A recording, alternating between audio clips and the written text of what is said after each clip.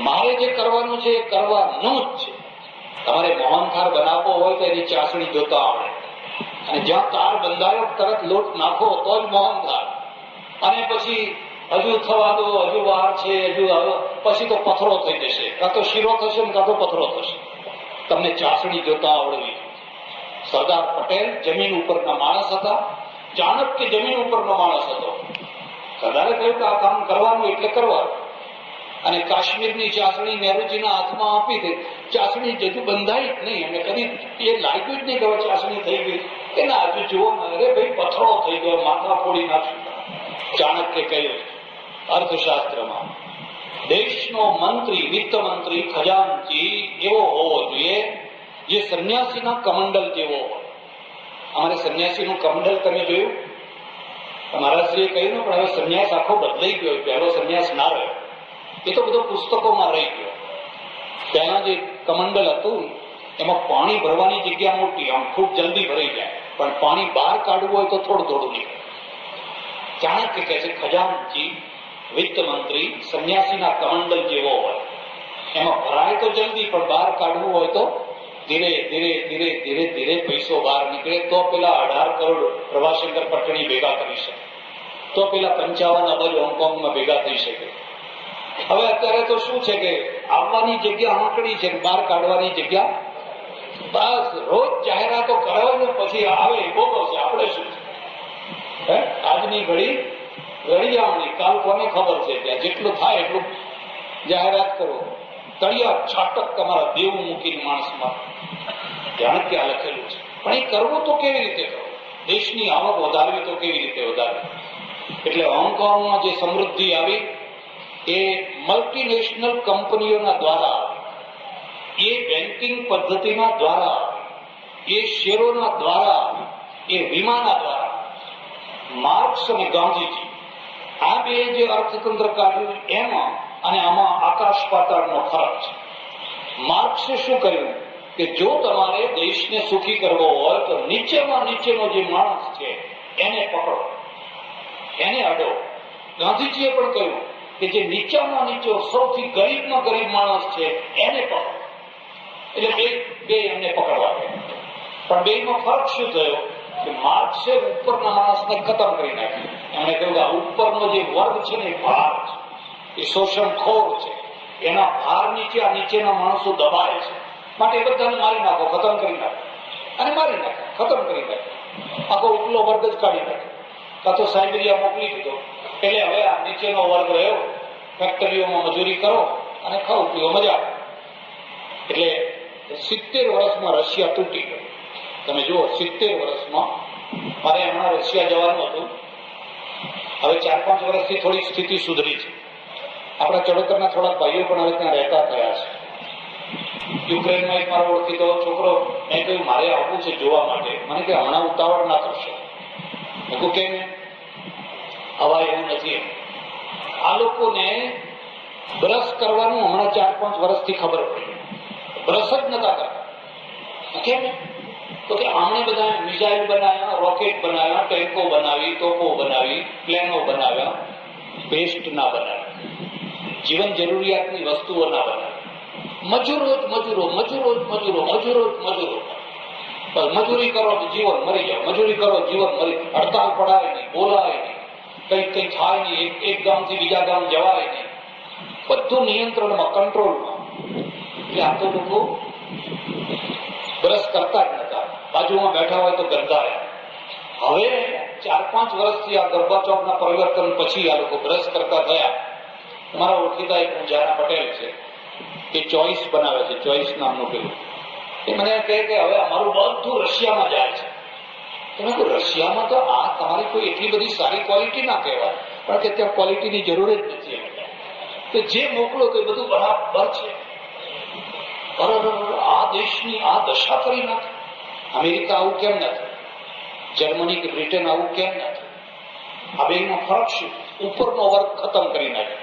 એ શોષણખોર છે એમ સમજીને એને ખતમ કર્યો. એટલે નીચેના વર્ગને આનંદ આવ્યો, વાહ વાહ, બધા મારી નાખ્યો.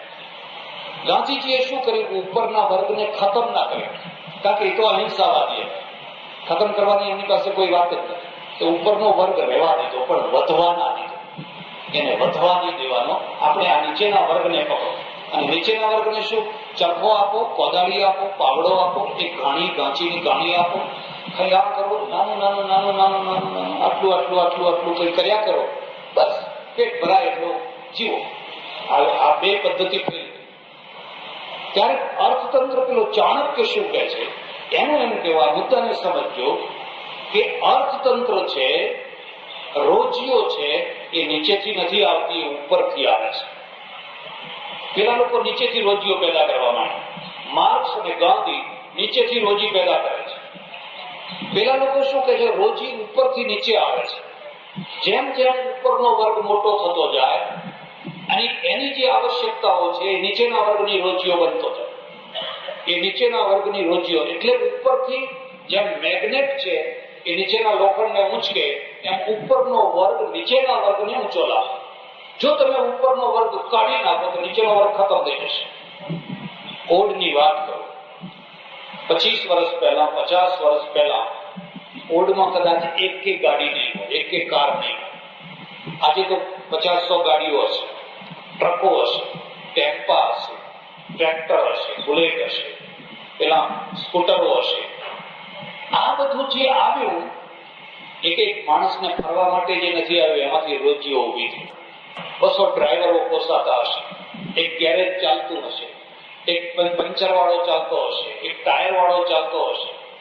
આ જે વર્ગ ઉપર ગયો એને રસોઈયો જોઈએ, એને કામવાળી જોઈએ, એને ધોબી જોઈએ, એને સુથાર જોઈએ, એને પડદા બનાવનારો જોઈએ, એને ફલાણું, એટલે બધો વર્ગ નીચેનો આપોઆપ ઊંચો આવે. આજે સુથાર નથી મળતો, કામવાળી નથી મળતી.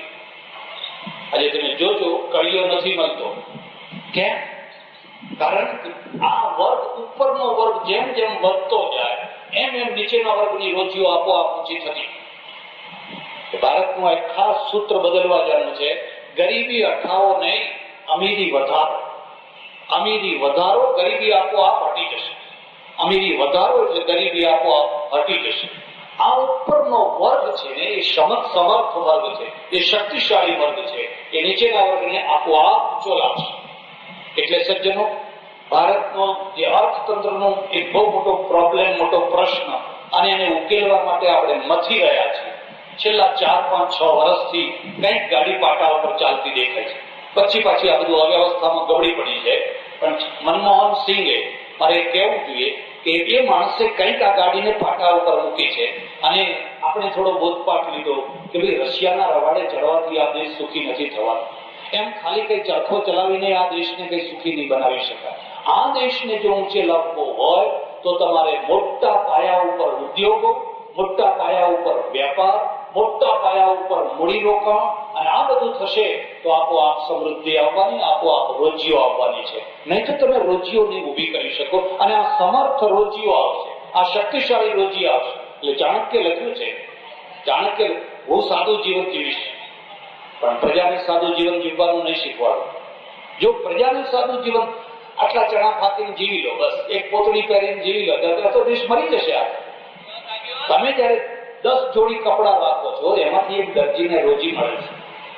આજે તો મને ખબર નથી પણ પાટલુનની સિલાઈ 50-60 રૂપિયા વધારે, 100 પહેલા તો 4 નામે સીવી આપવા તૈયાર હતા. કોઈ સીવડાવનાર જ નતા, કોઈ સીવડાવનાર જ નતા. એને આપો આપ એ ઊંચો આવવાનો છે.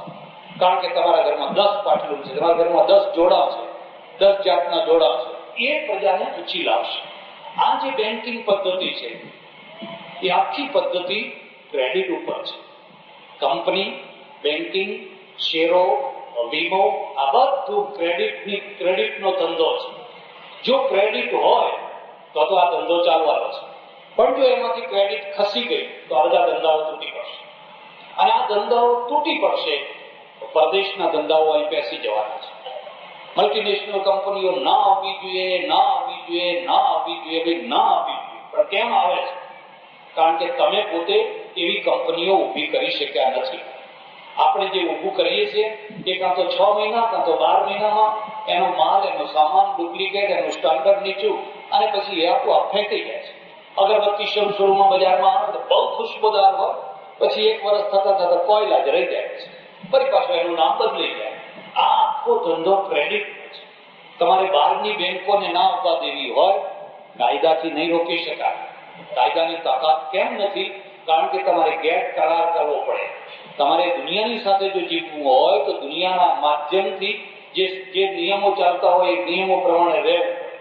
જો એ નિયમો તમે સ્વીકાર ન કરો તો દુનિયા સાથે તમે રહી ન શકો. એટલે તમારા પાસે એક બીજો વિકલ્પ એ છે કે તમે એમના સ્ટાન્ડર્ડ કરતા ઊંચા સ્ટાન્ડર્ડની બેંકો, એમની કંપનીઓ કરતા ઊંચા સ્ટાન્ડર્ડની કંપની કરો. તમારી કંપની બહુ જામવાની છે, વર્ષો સુધી જામવાની છે. કેમ આપણી કંપનીઓ દેવાળા કાઢે છે? હમણાંથી તો તમે જુઓ તો વાતમાં લોકો સ્ટ્રોફોની પેઢીઓ ઊભી કરી દે અને પછી વાસણો ભેટ આપે, કઈ ફલાણો ભેટ આપે, 2 વર્ષ થતા પાછું બધું વાઇન્ડ અપ થઈ જાય. અને હવે કોઈ આત્મહત્યા નથી કરતું કે દેવાળો કાઢીને આત્મહત્યા કરવાની 2 વર્ષ. પણ ખુશ થાય, રાજી થાય કે પાટીઓ ફેરવી દીધું, ખાલી નામ બદલી ગયું છે. કારણ કે આ ધંધો આખો ક્રેડિટ સાથે સંકળાયેલો છે. મહારાજશ્રીએ બહુ સાચી વાત કરી અને આપણા પ્રમુખશ્રીએ પણ બહુ સાચી વાત કરી કે આ પબ્લિકના પૈસા છે અને પબ્લિકના પૈસાને વહીવટ કરવા માટે આપણને સોંપ્યા છે. આ પૈસો એકે એક રૂપિયો એવી જગ્યાએ ધિરાણ આપવાનો કે ધિરાણમાં કોઈ શંકા ન હોય, એ ધિરાણમાં કોઈ શંકા ના હોય, પૂરેપૂરું ધિરાણ પાછું આવે. પદ્ધતિ એ થઈ ગઈ, બધું ધિરાણ હગાવાલાને આપી દો, ભાઈ ભત્રીજાને આપી દો, ફલાણાને આપી દો. પછી પેલો ના આપે એટલે પેલો કઈ જાઓ કેસ કરો. અને દીવાની કોર્ટ એવી છે કે તમે કોર્ટે ચડો એટલે 10 વર્ષે પહેલી મુદત પડે.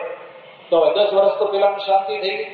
એ 10 વર્ષે જે પહેલી મુદત શરૂ થશે પછી 30 વર્ષે 40 વર્ષે કદાચ કેસનો નિવેડો આવે ત્યારે એના પહેલા તમારે પછી કરદો કરવો પડે કે બે ઊંચું કરો, તમે વ્યાજ જતું કરો, ના કરો તે કરો, કઈ કરતા કરદો ઊંચો મૂકો. તમે કરશો શું? તમે શું કરવાના? જાઓ બેંકમાં જાઓ, કોર્ટમાં જાઓ. એટલે આખો ધંધો એ ક્રેડિટનો ધંધો છે અને તલવારની ધાર ઉપર ચાલવાનો ધંધો છે. તમારો સગો દીકરો આવીને ઉભો રહે અને એની ક્રેડિટ ના હોય ને એને ધીરવા જેવું ના હોય તો એને ના પાડવાની તમારી પાસે હિંમત હોવી જોઈએ. એને ના પાડવાની તમારી પાસે આત્મશક્તિ હોવી જોઈએ. તને પૈસા નહીં મળે, તું પાછો આપે એવું મને દેખાતું નથી. હું તારો બાપ ખરો, પણ એ બેંકમાં તારો બાપ નહીં, ઘરે તારો બાપ. અહીં બેંકમાં તો આ પ્રજાના પૈસાનો હું જવાબદાર માણસ છું. આ પદ્ધતિ પેલા લોકોએ સ્વીકાર કરી એટલે એમની બેંકો બહુ સારી રીતે ચાલે. આખી દુનિયામાં આપણે કેમ સ્વિટ્ઝરલેન્ડના નાણાં મૂકવા કેમ જઈએ છીએ? આખી દુનિયાના નાણાં સ્વિટ્ઝરલેન્ડમાં કેમ ભેગા થાય છે? હવે તો બીજા ટાપુઓ ઘણા એવા નીકળ્યા છે. કારણ કે એના ઉપર આપણને ક્રેડિટનો વિશ્વાસ છે. આપણે આપણા ઘરનો વિશ્વાસ નથી કરતા. એટલે સજ્જનો, ઓડ જેવું એક સારું, સુઘડ, સંસ્કારી અને મહારાજશ્રીએ જેમ મને કહ્યું કે મને બહુ શબ્દ ગમ્યો કે આ ગામમાં કુસુંબ નથી, બધા હળી મળીને સંપીને એક થઈને રહે છે. હું સમજુ છું કે આ એક સારામાં સારું સર્ટિફિકેટ છે કે તમે એક થઈને રહો છો. બાકી મોટા ભાગે તો મેં જોયું છે, રવિશંકર મહારાજે મને એકવાર કહેલું, મને કે તને આ પાટીદાર શબ્દનો અર્થ ખબર છે? એકવાર પેશવાઓએ મોગલોએ પાટી આપેલી ખેતરોની એટલે પાટીદાર. ના, પાટી પાડે એનું નામ પાટીદાર. એટલે ઘણા ગામોમાં તો મોલ્લાના નામ જ આ ફલાણી પાર્ટી, ના ફલાણી પાર્ટી, ના ફલાણી પાર્ટી. પાર્ટી પાડ્યા વિના રહે જ નહીં. અને પછી શું થાય? પછી વિખવાદ થાય, પછી ઝઘડા થાય, પછી ગામમાં કુસુમ થાય. મહારાજશ્રીએ બહુ સારું સર્ટિફિકેટ આપ્યું કે નહીં, આ ગામમાં તો બહુ સંપ છે, એકતા છે. તો બહુ આનંદ થયો કે આટલું સરસ ગામ અને એટલા સરસ ગામમાં આજે મેં બેંકનું મકાન જોયું અને મારું હૃદય ખુશ થઈ ગયું. બહુ સરસ મકાન બાંધ્યું છે, નીચેનું તળિયું ઉપરનું બધું આમ સુરક્ષિત, બધું સારી રીતે રાખેલું છે. એટલે જેટલું સુંદર મકાન છે અને જેટલી સરસ આ બેંકે પ્રગતિ કરી છે એટલી જ સરસ, એટલા જ વિશ્વાસથી, એટલા જ કુશળ વહીવટથી, એટલી જ મક્કમતાથી અને એટલી જ હિંમતથી એનો વહીવટ કરી અને લોકોનો વિશ્વાસ, લોકોની ખાતરી વધારે મજબૂત કરવામાં આવે તો હું સમજુ છું કે આ બેન્કિંગ પદ્ધતિ ભારતના ભવિષ્યના નિર્માણમાં બહુ મોટું યોગદાન કરનારી શક્તિ થશે. પરદેશની બેંકોને કે કંપનીઓને રોકવાનો આ જ રસ્તો છે કે આપણે એના કરતા સવાયા થઈએ. કમ્પ્યુટરાઇઝ બેંક થાય, 5 મિનિટમાં તો માણસ તરત લઈને બહાર નીકળી જાય. પૈસા કલાકો સુધી બેસી ના રહેવું પડે. જોકે મેં અહીં બેંકમાં 2 સૂત્રો લખેલા જોયા, કામ સિવાય બેસી રહેવું નહીં. મને ખાતરી થઈ ગઈ કામ સિવાય બેસી રહેનારો વર્ગ હોવો જોઈએ. અરે કોઈને ટાઈમ ક્યાં છે? હવે બેસી રહેવાનો ટાઈમ ક્યાં છે? હળ લાવો લાવો લાવો લાવો. કોઈ આ બેંકમાં મેં તો આવું સૂત્ર જોયું હતું. મને લાગ્યું કે અહીં કંઈક બેસી રહેનારો વર્ગ હોવો જોઈએ. કદાચ બેંકમાં એસી હોય એટલે પેલા કે હડક ગરમીના કારણે બેહો ને થોડી વાર બધા કોઈ હોય પેલા ચાબા પીવો એમ કરે. એટલે બહુ સ્પીડથી કમ્પ્યુટરાઇઝ કરેલી બેંક હોય અને સ્પીડથી બહુ સારી રીતે બધું વ્યવસ્થિત કામ થાય તો પરદેશથી કોઈ ડરવાની જરૂર નથી. આપણે પરદેશીઓને કાઢવા નથી, પરદેશીઓથી સવાયા થવું છે. અને સવાયા થઈને જ તમે એને રોકી શકશો. બાકી તો તમે ગમે એટલી બૂમો પાડો ને. વેક્યુમ બહુ ખરાબ વસ્તુ છે. જો ખાલીપણું આવ્યું તો પેલા પેસી જ જવાના છે. પણ એ ખાલીપણું ના પડવા દેવું હોય તો આપણે આપણી યોગ્યતાથી આપણી શક્તિઓ એવી ઊભી કરીએ. તો હું પરમેશ્વરને હૃદયથી એવી પ્રાર્થના કરું કે આ બેંક ઓડ અને ઓડની આજુબાજુના ગામોને ઊંચે લાવવામાં, સુખી બનાવવામાં, સમૃદ્ધ બનાવવામાં પોતાનો મહત્વનો ફાળો આપે અને એ રીતે એ ગામને અને આજુબાજુના ગામોને વધુ સમૃદ્ધ અને સુખી બનાવે એવી પરમેશ્વરને પ્રાર્થના. બેંકનો સ્ટાફ, બેંકના મેનેજરશ્રી, મેનેજિંગ ડિરેક્ટરશ્રી, ચેરમેનશ્રી આ બધા હળીમળીને સંપીને એક થઈને એકબીજાના પૂરક થઈને એકબીજાનો સાથ આપીને એવી રીતે સરસ આ બેંકને ચલાવે કે ખેડા જિલ્લામાં જ નહીં પણ ગુજરાતમાં એક નમૂનેદાર બેંક બને એવી પરમેશ્વરને પ્રાર્થના. આભાર, ધન્યવાદ, હરિઓમ. પૂજ્ય સ્વામી સચ્ચિદાનંદજીની 200 ઉપરની જુદા જુદા વિષયો ઉપરના પ્રવચનોની કેસેટો તથા 25 ઉપરના પુસ્તકો છે. આપ સૌ વધુમાં વધુ આ કેસેટોને સાંભળો તથા સંભળાવો તથા પુસ્તકો વાંચો તથા વંચાવો, જેથી ધર્મ તથા સમાજમાં જરૂરી સુધારા થાય તથા જાગૃતિ આવે. સ્વામીજીની પ્રત્યેક કેસેટની પોતાના ઉપયોગ માટે નકલ કરવાની છૂટ છે. આપને જો અમેરિકા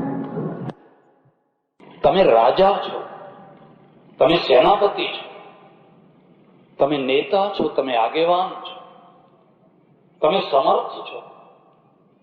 હવે તમે આ ગરીબ માણસોનું રક્ષણ કરો, દયા કરો. તમે જો શક્તિશાળી માણસો જુલમ કરતા થઈ જશો તો આ જુલમમાંથી નિવડો કેવી રીતે આવશે? પેલા એ વાત તો સાચી છે, આપણામાં આ જ ખોટું. મારે એ ચર્ચા નથી. હવે મનુષ્યનો વારો આવ્યો. દેવો, દાનવો અને હવે આવ્યા માનવ. આ માનવો કોણ છે? આ માનવો બહુ શક્તિશાળી નથી. દેવોના જેવો ઐશ્વર્ય નથી, દાનવોના જેવી આસુરી વૃત્તિ નથી. આ મધ્યમ કક્ષાના માણસો. એટલે બ્રહ્માએ કહ્યું, પ્રજાપતિએ કહ્યું, દાન કરો, દાન કરો, દાન કરો. પહેલો ઉપદેશ છે 2 પૈસા કમાતા શીખો. 2 પૈસા કમાતા શીખો. કદી પણ કોઈને એવો ઉપદેશ ના આપશો કે રોજીને લાત મારે, કે દુકાન બંધ કરે, ધ્યાન કરવા બેસી જાય, કુંડલી જગાડવા બેસી જાય. કુંડલી તો જાગતા જાગશે, પણ આ તારી દુકાન બંધ થશે તો તારું આખું ઘર બંધ થઈ જશે. આ રસ્તામાંથી ભટકાવી નાખવાની વાત છે. તમે એને સાચું જીવન આપો. આપણે જમીન ઉપર માણસને ચલાવવાનો છે, આકાશ ઉપર એને ઉડાડવો નથી. તું 2 પૈસા એટલે મારો ઋષિ કે છે, ઉપનિષદનો ઋષિ, ભૂત્યૈ ન પ્રમદિતવ્યમ.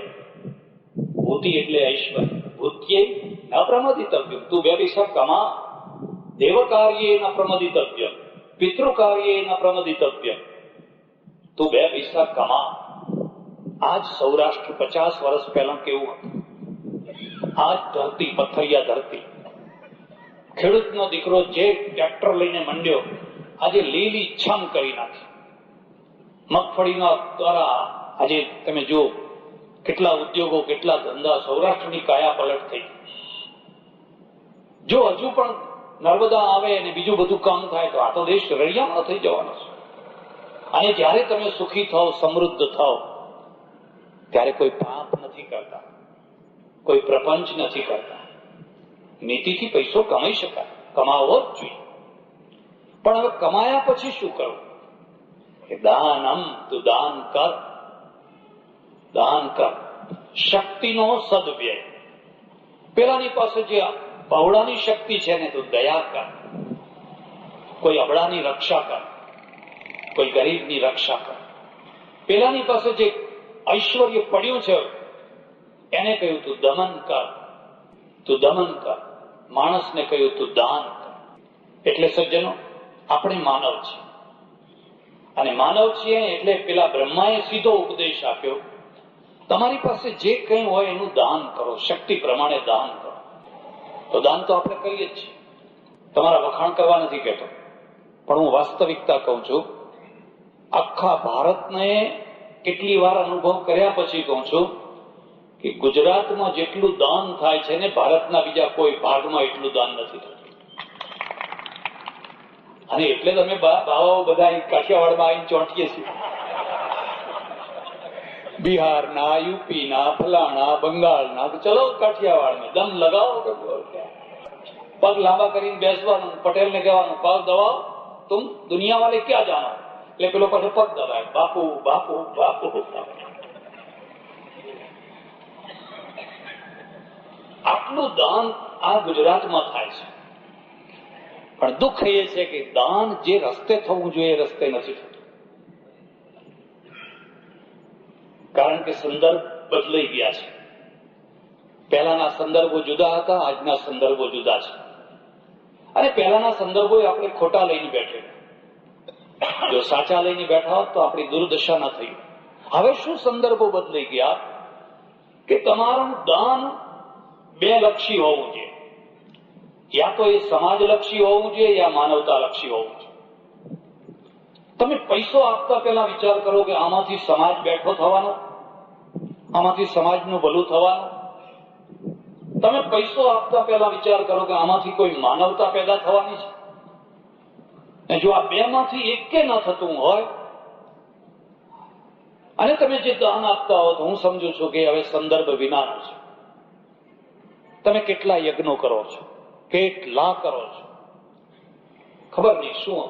હવે રાજાઓ ન રહ્યા, મહારાજાઓ ન રહ્યા, અને અશ્વમેઘ યજ્ઞ હજુ ચાલુ જ છે. પાકિસ્તાન ઉપર વિજય કરવો હોય તો ઘોડો મોકલો એ તરફ. હવે કાગળનો ઘોડો, કપડાનો ઘોડો અહીં અહીં ફેરવીને બધી બેગો ભેગી કરો. હવે એને અશ્વમેઘને શું લેવા દેવા છે? આટલું કાઠિયાવાડ ભોળું થઈ ગયું છે, આટલું કાઠિયાવાડ ભોળું થઈ ગયું. આ કાઠિયાવાડમાં ગાંધીજી થયા, દયાનંદ સરસ્વતી થયા. આ કાઠિયાવાડમાં અહીં જીવરાજ મહેતા, રતુભાઈ અદાણી, ઓહો કેટલા કેટલા તમે મહાપુરુષો પેદા કર્યા. અને આટલી મૂર્ખતા પાછી, આટલી હદે મૂર્ખતા. કોઈ પ્રશ્ન ના પૂછી શકે કે ભાઈ આ કઈ જાતની વાત છે કે જે મારો ફોટો પડશે ને ઉભારો છે, તમે ઉભારો કે હા હું ઉભારો, પડાવો ફોટા બધા ભેગા થઈ, છપાવો પેપરોમાં બધા ફોટા. કયું એનાથી શું મળ્યું તમને? એનાથી કયો પ્રશ્ન ઉકેલાયો? આવું તો કેટલું મોટા કરોડો કરોડોના સમયા કરો, કરોડો કરોડોના બીજા ખર્ચાઓ કરો, એથી કોઈ પ્રશ્ન ઉકેલાતો. દાન થવું જ જોઈએ. હું તમને કહું, કાં તો સમાજ લક્ષી, તમારા સમાજને જગાડો, છાત્રાલય કરો, કન્યા છાત્રાલય કરો, ફલાણું છાત્રાલય કરો, સ્કૂલ કરો. તમારા સમાજની અંદર કેટલી વિધવાઓ, કેટલી ત્યક્તાઓ બેઠી છે, એનો કોઈ પ્રશ્ન ઉકેલો. અનાથ બાળકોનો પ્રશ્ન ઉકેલો, તો તમારું દાન બરાબર છે.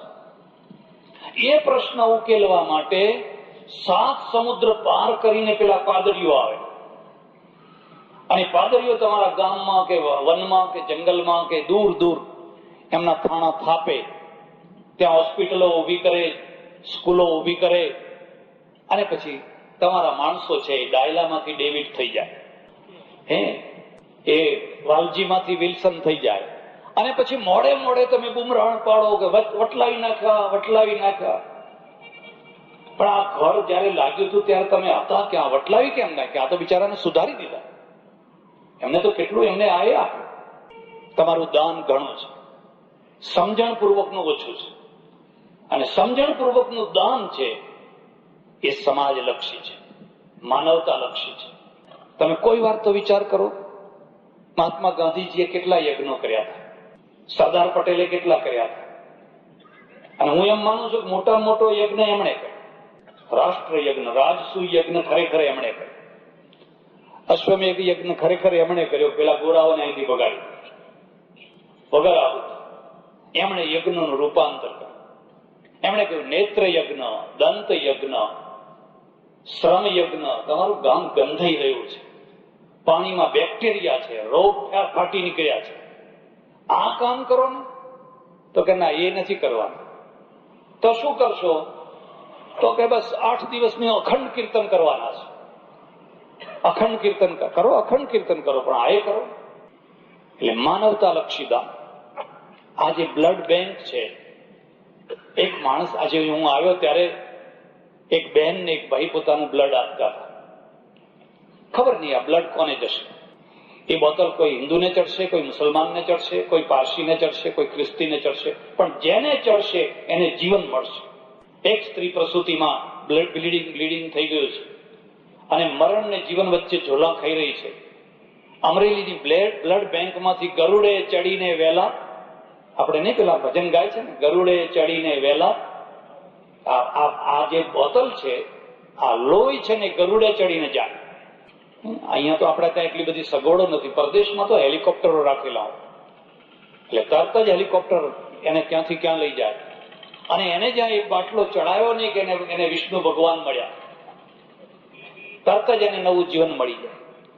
પહેલા પ્રસૂતિમાં કેટલી સ્ત્રીઓ મરી જાય, કેટલા બાળકો મરી જતા.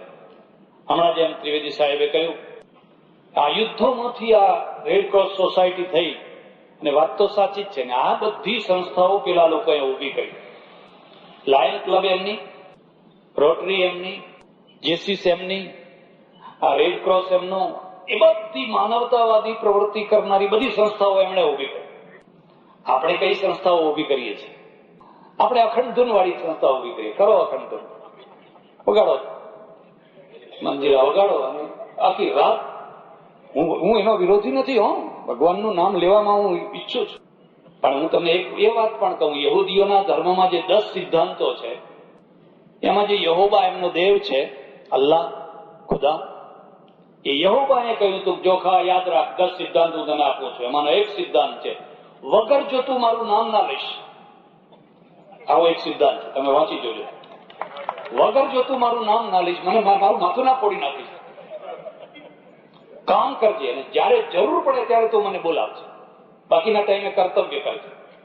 હવે આપણે કર્તવ્ય તો કરતા જ નથી અને પેલામાં નવરા રહેતા નથી. સારું છે ને, એના સાથે કોઈ વિરોધ નથી. મારે કહેવાનું એ છે કે આપણે માનવતાવાદી આ રેડ ક્રોસ જેવી સંસ્થા આપણે કેમ ઉભી ના કરી શકે? આ બધી સંસ્થાઓ બહારથી આવે. એનું કારણ એક જ હતું, એ લોકો જમીનનું ચિંતન કરતા હતા. જમીન. આ બધા સૈનિકો તરફડી રહ્યા છે. યુદ્ધના દ્રશ્યો તમે જોયા નહીં, તમને કલ્પના નથી. ઉલટી થઈ જાય, બેભાન થઈને માણસ ડરી પડે. કોઈનો હાથ કપાઈ ગયો છે, કોઈની આંખ નીકળી ગઈ છે, કોઈના આંતરડા નીકળી ગયા છે. શિયાળિયા કૂતરા આવીને ખેંચા ખેંચ કરે છે. પેલો માણસ પાણી ડચકા લઈ લે.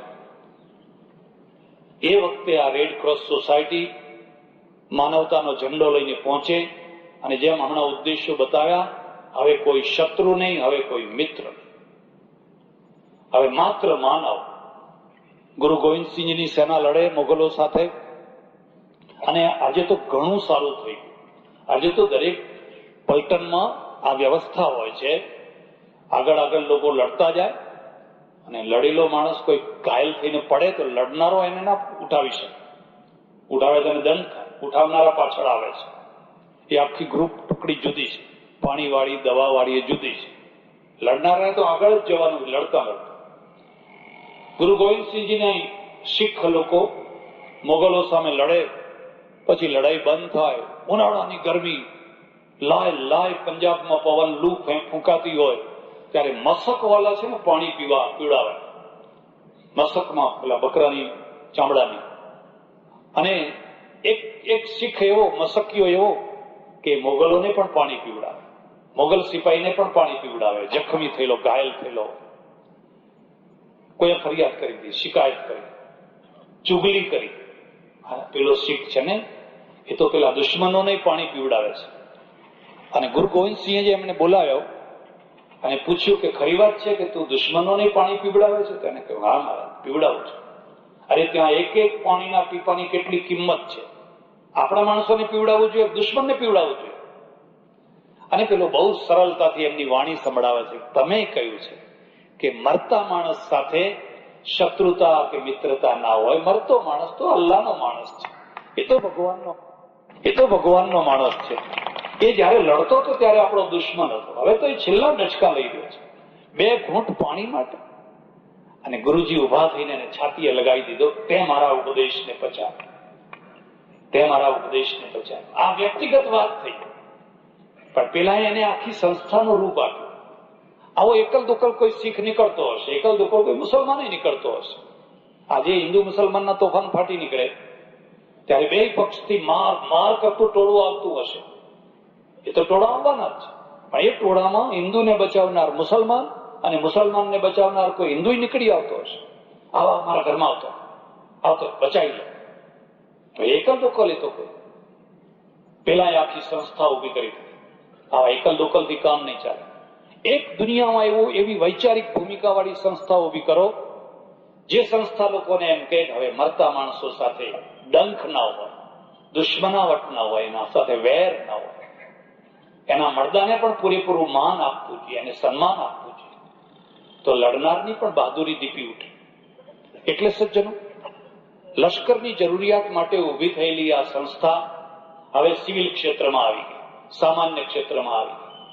આ તો બધી જરૂરિયાતો લશ્કરમાંથી જ આવી છે. હવે કોઈ ઘાયલ થયો હોય, કોઈને અકસ્માત થયો હોય, અને ભારતમાં તો એટલા અકસ્માત એને રોકી શકાવાના નથી. કદી રોકી? મેં જોયું સ્વીડનમાં કોઈ અકસ્માત જ નહીં. કેટલા કિલોમીટર ગાડીમાં હું ફર્યો, અને 140 થી ગાડી નીચે ચલાવે જ. અમારે ડ્રાઈવર હતા અરુણભાઈ પટેલ, રોડ ઉપર લખ્યું હોય 110 ની લિમિટ. કોઈ 110 ની લિમિટ છે ને તમે 140 ઉપર ચડાવો છો? મને કે ભગવાન છે ને તો પકડશે, જોઈ જશે. અને આ ડ્રાઈવરોની પણ એક અલગ નાત હોય છે. ડ્રાઈવરોની પણ એક અલગ નાત હોય છે. એક વાર એને સ્પીડ ધીમ કરી નાખી. મેં કહ્યું કેમ, શું થયું? મને કે પેલો જોયો નહીં, ગયો બે આમ ચમચમ કરતો, એનો અર્થ કે આગળ પોલીસ છે, વાયરલેસ મળી ગયો. વાયરલેસ મળી ગયો પણ પોલીસ ઉભી છે, એટલે જ બધા ચાલે છે. ત્યાં એક્સિડન્ટ નથી થતા. અને આપણા ત્યાં બહુ એક્સિડન્ટ, કઈ કાયદો જ નહીં, કોઈ વ્યવસ્થા જ નહીં, તેને જેમ રાખે ચાલો ચાલવા. ત્યારે આ બ્લડ બેંકનું મહત્વ ઘણું વધી ગયું, અને બ્લડ બેંકની સામે ઘણી અડચણો આવી. પહેલા બહુ સરળતાથી બ્લડ લઈ શકાતું ને આપી શકાતું, પણ હવે એવા રોગો નીકળ્યા, જે રોગો વાળું બ્લડ જો કોઈને આપવામાં આવે તો એ રોગ સંક્રામક થઈ જાય, ભયંકર રોગ થઈ જાય. હું તમને શું વાત કરું, આ કોઈ ડોક્ટર બેઠા હોય તો મને માફ કરજો. અમારે ત્યાં એક સજ્જન આણંદમાં એક ડોક્ટરને બતાવવા ગયો, એને ધીરે ધીરે કહ્યું તમને એડ્સ છે. હે? હા, તમને એડ્સ છે. હવે તો ગભરી ગયો. રોગની ચિંતા નહીં, પણ આ રોગના કારણે બદનામી કેટલી. 25,000 રૂપિયા લાવો, હું ખાનગીમાં દવા કરી આપું તમને. એટલે એ તો બિચારો તૈયાર થઈ ગયો, ચહેરો ઉતરી ગયો ને રાત્રે ઊંઘ ના આવે, આ ને તે. પછી વળી કોઈને વાત કરી તો કે એમ કરો આપણે બીજાને બતાવીએ, બીજી લેબોરેટરીમાં ટેસ્ટ કરાવીએ. બીજીમાં કરાવી તો નોર્મલ નીકળ્યું, એમાં કશું નથી. એમ કરો આપણે ત્રીજીમાં કરાવીએ, કદાચ આમાં ભૂલ થતી હોય. ત્રીજીમાં ટેસ્ટ કરાવ્યો, નોર્મલ નીકળ્યો. અને પછી જે ગુસ્સે થયો, તમે પૈસા પડાવો, પડાવવાની રીત છે, પણ આવી રીતે માણસને કલંકિત કરીને તમે પૈસા પડાવો. પછી તો એનો હાથ ને સાહેબના ગાલ. પેલા ઈસુએ કહેલું ને કે ડાબો ધરવો નહીં, પેલાને તો એક વાર ડાબો ધરે, પછી જમણો ને, જમણો ધરે તો ડાબો ને. હવે ભાઈ બહુ થઈ ગયું. હવે આને દાનવ કહેવાય, આનું નામ જ દાનવ કહેવાય. દાનવ એટલે કઈ પેલા શીંગડાવાળા દાનવ નહીં, આ દાનવ.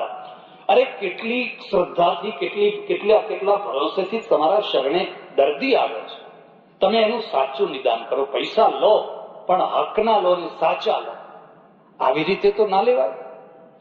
ત્યારે આ બ્લડ બેંકનું બહુ મોટી જવાબદારી વધી ગઈ છે, અને બહુ જરૂરિયાતે વધી ગઈ છે. ઘણી બ્લડ બેંકો બંધ થવા માંડી છે. સરકારની બધી અપેક્ષાઓ પૂરી કરી શકાતી નથી. ઓછામાં ઓછા 700 રૂપિયા ખર્ચો થાય છે. અને હમણાં કહ્યું એક બોટલ તૈયાર કરતા 700 રૂપિયા ખર્ચો થાય છે. 400 રૂપિયાની સબસિડી આપીએ અને અમે 300 રૂપિયા લઈએ છીએ. એમાં જો બદલામાં કોઈ આપે તો ફ્રી આપીએ છીએ. તો 400 રૂપિયાની સબસિડી આપ્યા પછી પણ જો 300 રૂપિયા લેવા પડતા હોય અને છતાં 400 રૂપિયા લાવવા ક્યાંથી? એટલે હવે હું તમને બધાને અપીલ કરું કે તમે હવે આ દાન કરો. પેલા દાન નહીં, હવે આ દાન કરો. આ તરફ તમારું દાન વાળો, અને આ તરફ દાન વાળો તે હું તમને એમને કહીશ નહીં. 25,000 રૂપિયા પહેલા હું મારા તરફથી આપીશ, મારી સંસ્થા તરફથી આપીશ, કે આ બ્લડ બેંકને 25,000 રૂપિયા મારી સંસ્થા આપશે અને એના દ્વારા આ બ્લડની જે પ્રવૃત્તિ છે, અત્યંત માનવીય પ્રવૃત્તિ છે, એ પ્રવૃત્તિને એક પ્રેરણા મળે તો લોકો કોઈ ધન્ય થઈ જાય, કોઈનું જીવન બચી જાય. એટલે સજ્જનો, આટલી જ વાત કરવાની છે. માનવના માટે પ્રજાપતિએ કહ્યું તું દાન કર, પણ દાનનો સંદર્ભ બદલાયો છે. હવે તમે એવા દાન કરો જેમાંથી તમારી માનવતા દીપી ઉઠે, તમારો સમાજ દીપી ઉઠે, તમારા દેશમાં, ગામમાં, જિલ્લામાં, તાલુકામાં નિર્માણ થાય અને ભવિષ્યનું ભારત ઉજ્જવળ અને મહાન બને એવા તમારા દાન થાય, એવી પ્રેરણા મળે, એવી પરમેશ્વરને પ્રાર્થના. આભાર, ધન્યવાદ. હરિઓમ. પૂજ્ય સ્વામી સચ્ચિદાનંદજીએ પ્રસંગને અનુરૂપ આપણને બહુ મૂલ્યવાન ઉપદેશ અને સાચા અર્થમાં જોઈએ તો જીવન ઉપયોગી વાંચવું આપ્યું. ધન્યવાદ.